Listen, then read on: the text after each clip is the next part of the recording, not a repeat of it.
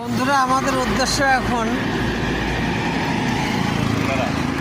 বসুন্ধরার পাশে থেকে আমরা এখন চলে যাব পান্থপথ, এবং আমরা রাস্তার মাঝে সবসময় রাষ্ট্রীয়ভাবে নিরাপত্তা দিয়ে থাকি। এ দেশ আমাদের, এ দেশের মানুষের।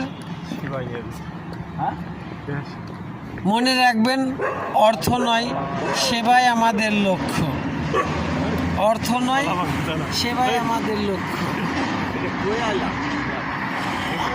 এই কুকুর কেন আমাদের পিছনে? এটা হলো দিসিং ফর ইউএসকে, যার বাংলার মানে হলো কোথায় আসছে আমরা। এটা ভাইয়া, এটা কোন এলাকা? এটা হচ্ছে দৌলদিয়া। দৌলদিয়া। এটা রাজধানী কোথাকার জন্য?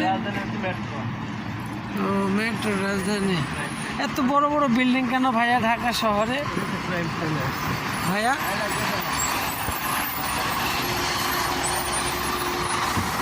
এত বড় বিল্ডিং রাতে শহরে?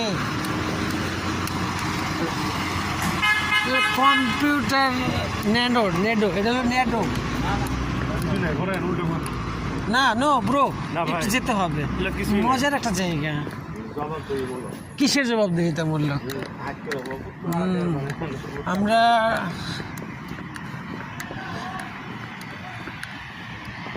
এই মুহূর্তে যদি দেশে যুদ্ধ লাগে তাহলে আমরা সকলেই ঝাঁপিয়ে যাব, কেননা দেশ স্বাধীন করছে ছাত্ররা।